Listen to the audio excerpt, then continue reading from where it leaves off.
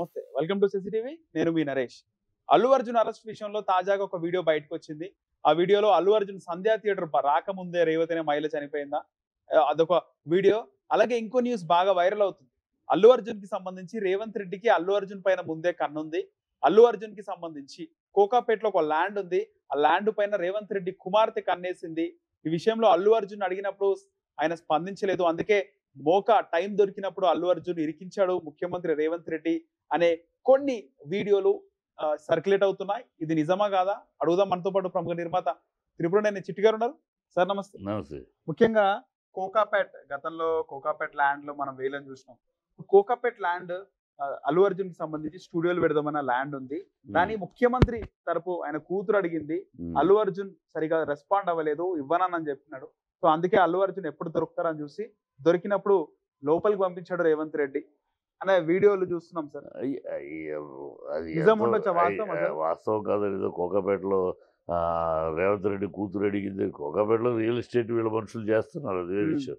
ఈ స్థలాన్ని అడిగాడు అవన్నీ ఒకటి అర్థం లేని మాటలు. ఇక్కడ రేవంత్ రెడ్డి ఒక మనిషి, ఒక వీధి రౌడీ మనిషిలాగా ఉన్నాడు.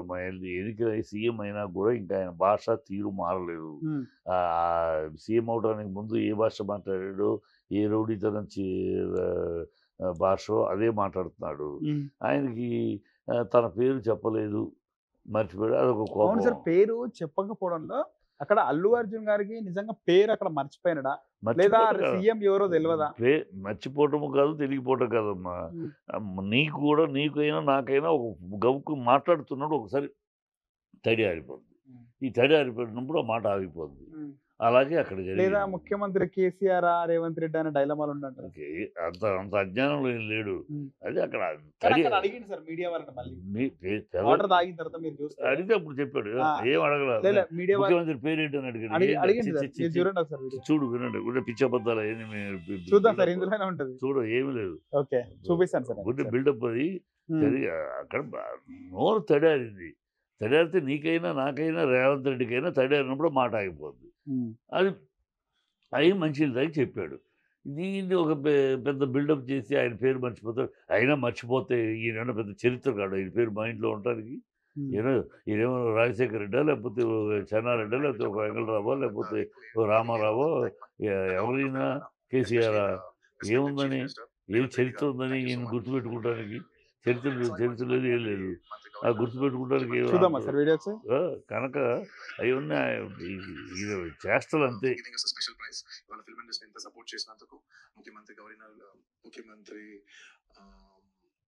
For giving us a special prize. ఇవాళ ఫిల్మ్ ఇండస్ట్రీ ఎంత సపోర్ట్ చేసినందుకు ముఖ్యమంత్రి గవర్నర్, ముఖ్యమంత్రి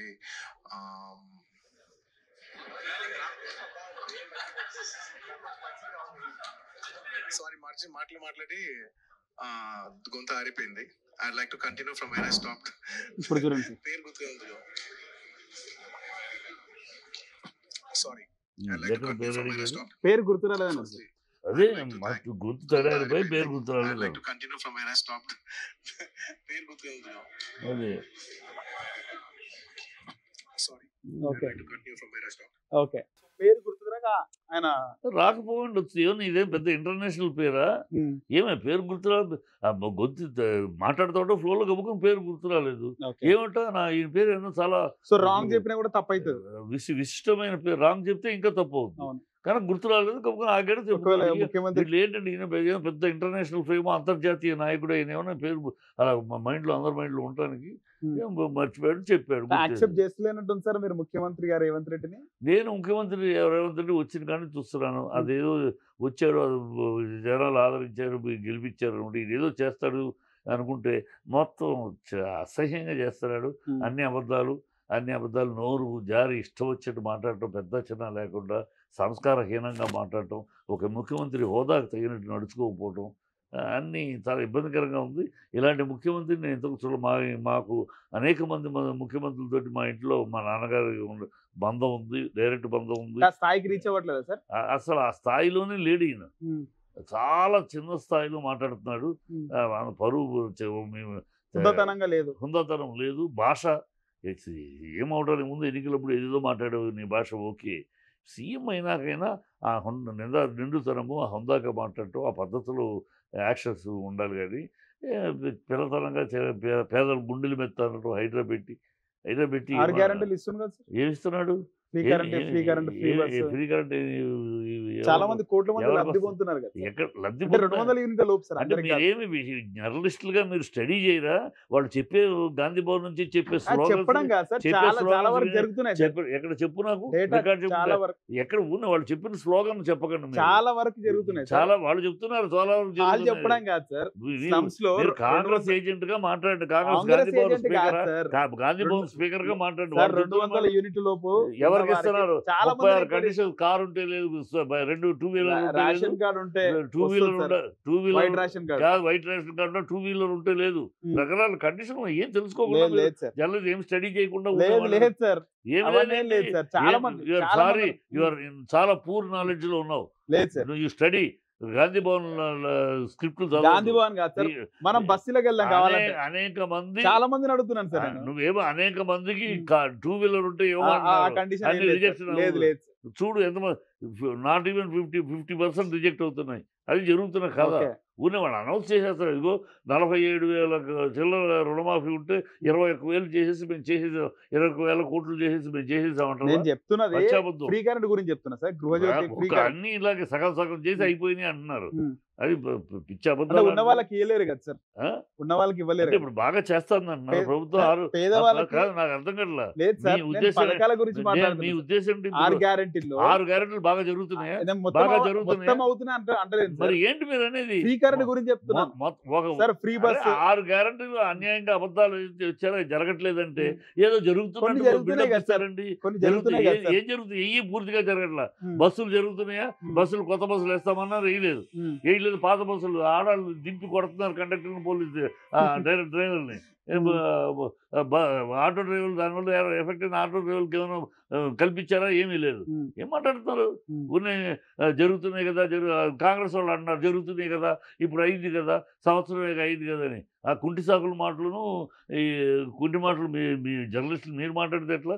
మీరు స్టడీ చేసి చెప్పాలి సార్. సరే. చాలా మంది సరే రకరకాల నియోజకవర్గాల్లో నో, కాంగ్రెస్ ఏది చేయట్లేదు, ఇట్ ఇస్ ఫెయిల్యూర్. మొత్తం చేయట్లేదు అంటారు. సగం చేసి నాటకాలు ఆడుతుంది, ఉమ్. అబద్ధాలు అబద్ధాలు అధికారులు వచ్చి అదే అబద్ధాలను ఇంకో రకంగా కంటిన్యూ చేస్తున్నారు. ఓకే.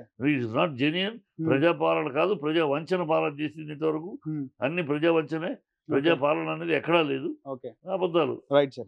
డీటెయిల్డ్ గా మీకు డీటెయిల్స్ తీసుకొచ్చి మాట్లాడుతున్నాను. అలాగే 6 గ్యారెంటీల్లో ఏవేవి ఎన్ని కోట్ల మందికి అమలు అవుతున్నాయి, లబ్ధి అబ్బా, పొందుతున్నారు. మీకు ఎన్ని కోట్లు ఇస్తాయో గాంధీ భవన్ తీసుకుంటారు మాట్లాడు. సార్ నేను 6 గ్యారెంటీల్లో అదే ఫ్రీ కరెంట్ మీ- గురించి, మీ- ఫ్రీ బస్ గురించి మాట్లాడుతున్నాను సార్. మీకు- అవి అయితే అమలు అవుతున్నాయి. మీరు గాంధీ భవన్ స్లోగన్ మాట్లాడాలంటే గాంధీ మాట్లాడుకోవాలి. భవన్ మేమెందుకు వెళ్తాం సార్? మీరు అదే ఉంది. లేదు, ఇప్పుడు మీరు మాట్లాడే మాటలు బట్టి లేదు, లేదు. చూస్తుంటే నేను స్వయంగా ప్రజలు చెప్తున్నాను సార్. ప్రజలు అక్కడ దిగాలు పడతా ఉంటే ఏం మాట్లాడతారు? ఒక హైడ్రా అని చెప్పి పేదలు ఇల్లు కూల్చి వాళ్ళ గుండెల మీద తన్ని వాళ్ళు కష్టపడి సంపాదించుకుని కట్టుకున్న రూపాయి పెంచుకుని కట్టుకుని ఇల్లు కూలిస్తే ఏం మాట్లాడారు మీరు?